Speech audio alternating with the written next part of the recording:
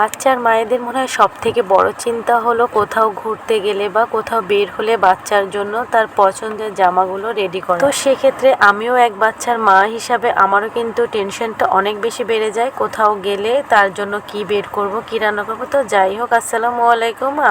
আমি আপনাদের সাথে আজকে একটা বিয়ে বাড়ির দাওয়াত খেতে যাব। তো কিভাবে রেডি হলাম, বাচ্চাকে কিভাবে রেডি করলাম, সেরকম একটা ছোট্ট ব্লগ ভিডিও নিয়ে হাজির হলাম। আশা করি আপনাদের ভালো লাগবে। আমি প্রথমে আমার বাচ্চার জামাগুলো বের করে রাখলাম, তারপরে আমার নিজেরগুলো। দুজনে আজকে ম্যাচিং প্রায় ড্রেস পরার চিন্তা ভাবনা করেছে। এই তো দেখতে পাচ্ছেন আমার মেয়ে রেডি হয়ে মাশাআল্লাহ বলতে ভুলবেন না। তো আমরা রেডি হয়ে চটপট করে বেরিয়ে গেলাম, কারণ একটু দেরি হয়ে গেছে। আর সব থেকে বড় কথা, আমার আসলে সব জায়গায় ভিডিও করতে ভালো লাগে না, বলতে কি একটু লজ্জা লাগে। তারপর আমরা চলে গেলাম ভেন্যুতে। যাওয়ার সময় ভিডিও করা হয়নি, তাড়াহুড়া করে বের হয়েছিলাম। তারপরে এই যে আস্তে আস্তে করে টুকটুক করে আমার লক্ষ্মী সোনাটা সিঁড়ি বেয়ে উপরে যাচ্ছে, কারণ আজকে আমাদের ভেন্যুটা দোতলায় ছিল।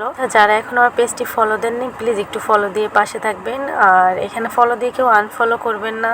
তো দেখতে দেখতে আমরা কিন্তু কাঙ্ক্ষিত জায়গাটিতে পৌঁছে গেলাম। পৌঁছে যায় সে আলাদা টেবিলে বসেছে। সে বলতেছে আজকে সে হাত দিয়ে খাবে। তারপর বারবার বলছিল আমার ক্ষুধা লাগছে, কেন খাবার দেয় না। বাচ্চারা মনে হয় সব জায়গায় গেলে এরকমই বলে, কারণ তারা কোনো কিছু অপেক্ষা করতে চায় না। তারপর এখানে খাবার দেওয়ার জন্য আমরা রেডি হয়ে গেলাম।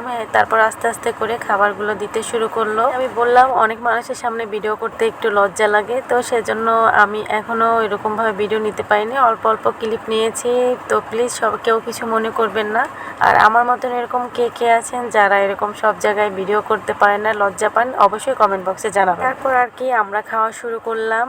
আর এদিকে আমার মেয়ে কিন্তু নিজেই কিন্তু খেতে চেয়েছে, কিন্তু একটুও খেতে পারেনি, কারণ বাচ্চারা তো আসলে বুঝতে চায় না যে মারা তাদের সবসময় ভালোটাই চায়। বিয়ে বাড়ির প্রধান খাবার কিন্তু রোস্ট, পোলাও, গরু মাংস এবং একটা ভেজিটেবল থাকে, যেটা আসলে খুবই মজা হয়েছিল। আর এখানে জর্দা, আমি কিছুটা জর্দা নিয়ে নিয়েছিলাম। বলছিলাম না, বাচ্চার মায়েদের আসলে কোথাও গেলে কিন্তু ছুটি নেই। আমার মেয়ে কিন্তু সে বসছে নিজে পাকনামি করে, কিন্তু একটা ভাতও পোলাও খায়নি। তাকে খাওয়ানোর জন্য এখানে আমি আবার নিয়ে আসলাম, সে দৌড়াদৌড়ি করতেছে আর একটু আমি খাওয়াই দিলাম। আজকে সবাইকে আল্লাহ হাফেজ।